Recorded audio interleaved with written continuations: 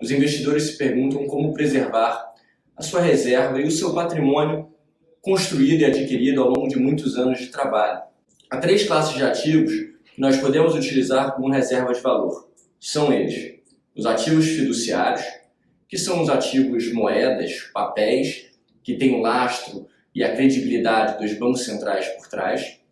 Você tem os ativos físicos, e aí pode ser tanto commodities metálicas como ouro, prata ou eventualmente uma arte, ativos que têm uma oferta ilimitada e preservam o seu valor ao longo do tempo, como também uma nova classe de ativos, que tem ganhado bastante aderência entre os jovens, que são os ativos digitais, também conhecido como criptomoedas. Os ativos fiduciários, ao contrário dos ativos digitais e dos ativos físicos, eles apresentam um poder inflacionário ao longo do tempo. Isso porque os bancos centrais imprimem e injetam dinheiro na sua economia, logo o papel, a moeda, passa a perder o seu valor ao longo dos anos. Os ativos físicos, por outro lado, como o ouro ou a prata, você tem uma oferta limitada. Portanto, naturalmente, esses ativos preservam o seu valor, especialmente diante dos ativos fiduciários. Falando um pouco aqui sobre os ativos digitais, o Bitcoin e o Ethereum são muito parecidos com o ouro e com prata, pois eles também têm a sua oferta sendo limitada e têm uma demanda crescente conforme aumenta o número de adeptos. É importante nós entendermos a quem a inflação mais impacta. E na maioria das vezes acaba sendo a classe B e C, muito por conta da vulnerabilidade dessa classe e pela alta dependência nos setores de energia e de alimento. Um aumento nos preços de energia e de alimento naturalmente afetam mais e proporcionalmente marginalmente a classe B e C do que a classe A, que está exposta a diversos outros custos, inclusos serviços, incluso custos discricionários.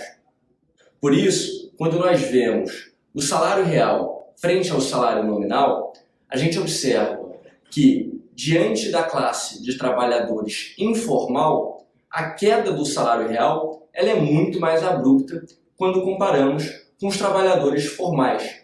Repare que ao longo dos anos, ambos os salários, tanto dos trabalhadores formais quanto dos trabalhadores informais, se valorizam ao longo do tempo. No entanto, a queda do salário real dos formais retorna ao patamar de 2012, enquanto a queda do salário real dos trabalhadores informais retorna ao patamar de 2007, sendo muito mais forte. Afinal, como se proteger dessa inflação? Há 3 ativos aqui que eu queria abordar e discutir com vocês para vermos qual faz mais sentido nessa alocação e na preservação do seu capital. Você tem os ativos de renda fixa, que são lastreados à inflação e preservam o seu valor ao longo do seu tempo. Normalmente, esses ativos remuneram IPCA+. Dentro do universo de renda fixa, você tem os ativos que são isentos de impostos. Esses ativos, para acumulação de capital e para longo prazo, são muito interessantes. Algumas opções são os CRAs, os CRIs, as debêntures incentivadas, que têm isenção fiscal para as pessoas físicas.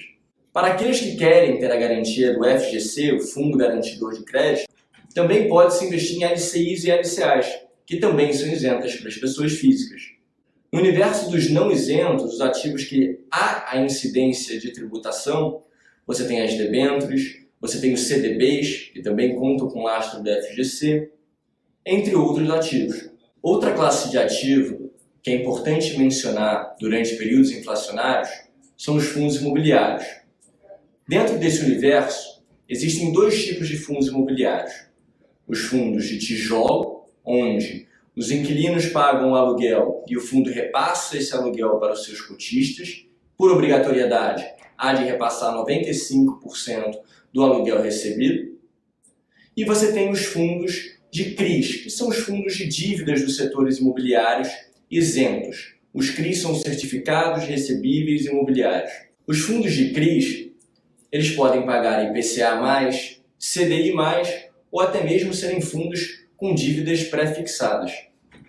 Importante ressaltar que os fundos de tijolos repassam a inflação no longo prazo, pois o imóvel tem essa característica e esse poder ao longo do tempo. Os fundos de dívida, por outro lado, conseguem traduzir e repassar essa inflação de forma mais direta, uma vez que não há necessidade de renegociar aluguel, é uma dívida contratada e há de se honrar com seus compromissos. E por fim, nós temos as ações.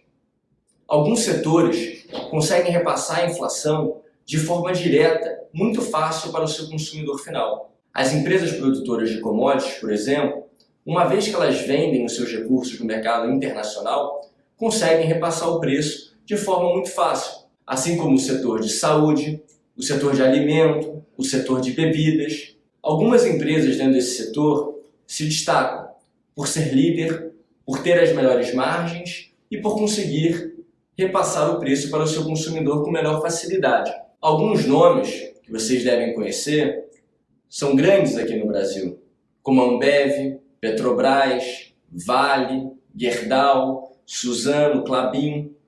Todas essas empresas, além de produzirem bens necessários, conseguem repassar seu preço aos seus consumidores e manterem as suas margens intactas.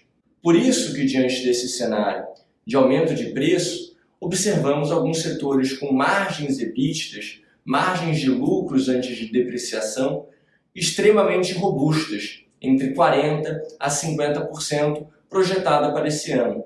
Naturalmente, esses preços são cíclicos e depende de oferta e demanda. E estruturalmente falando, o preço de commodities no longo prazo tende a cair. Isso porque desenvolveremos novas maneiras de extrair, novas fontes de energias e novas fontes de plantios, fazendo com que o custo ao consumidor final diminua ao longo do tempo. Por isso, falamos que hoje vivemos num mundo deflacionário. Os avanços tecnológicos, alinhado com o envelhecimento da população global, diminui não só a demanda por produtos, como você também abaixa o preço e o custo da sua produção. Prazer, sou Caio Schettino, Head de Produtos da Critério Investimentos. Espero que vocês tenham gostado dessa nossa videoaula e eu aguardo vocês aqui para o nosso próximo vídeo. Nos vemos!